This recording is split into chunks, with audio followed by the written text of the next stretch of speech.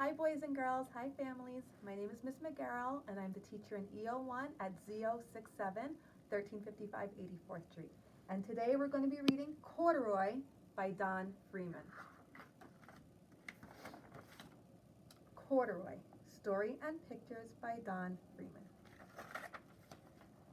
Corduroy is a bear who once lived in the toy department of a big store.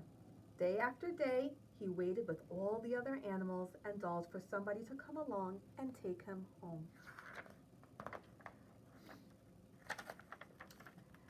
The store was always filled with shoppers buying all sorts of things, but no one ever seemed to want a small bear in green overalls.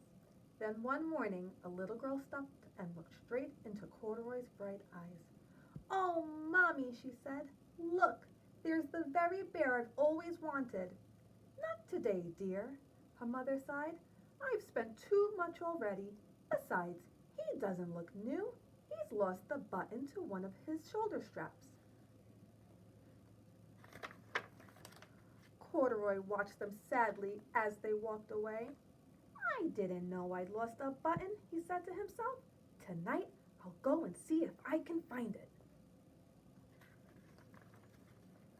Late that evening, when all the shoppers had gone and the doors were shut and locked, Corduroy climbed carefully down from his shelf and began searching everywhere on the floor for his lost button. Suddenly, he felt the floor moving under him. Quite by accident, he had stepped onto an escalator, and up he went. Could this be a mountain, he wondered? I think I've always wanted to climb a mountain. He stepped off the escalator as it reached the next floor, and there, before his eyes, was a most amazing sight. Tables and chairs and lamps and sofas and rows of beds. "This must be a palace," Corduroy gasped. "I guess I've always wanted to live in a palace."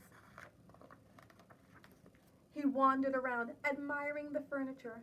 "This must be a bed," he said. "I've always wanted to sleep in a bed."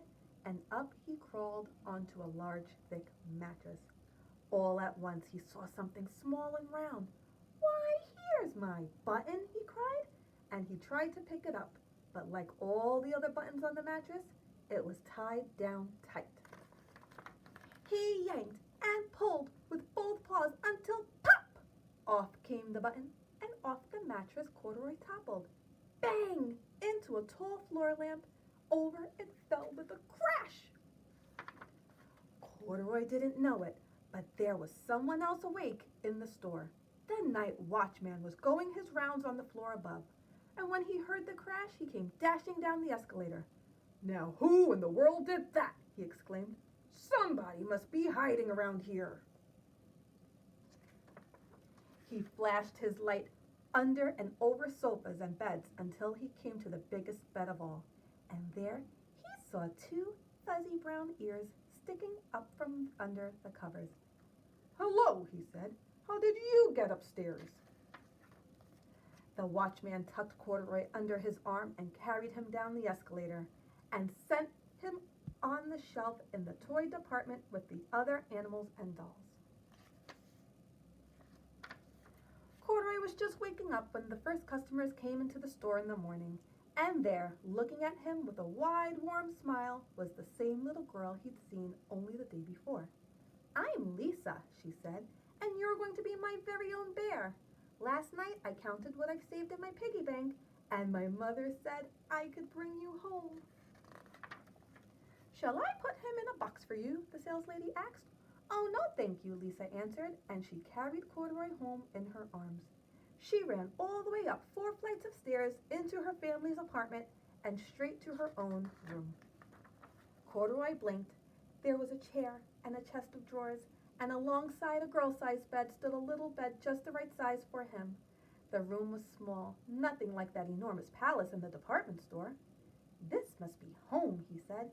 "I know I've always wanted a home." Lisa sat down with Corduroy on her lap and began to sew a button on his overalls.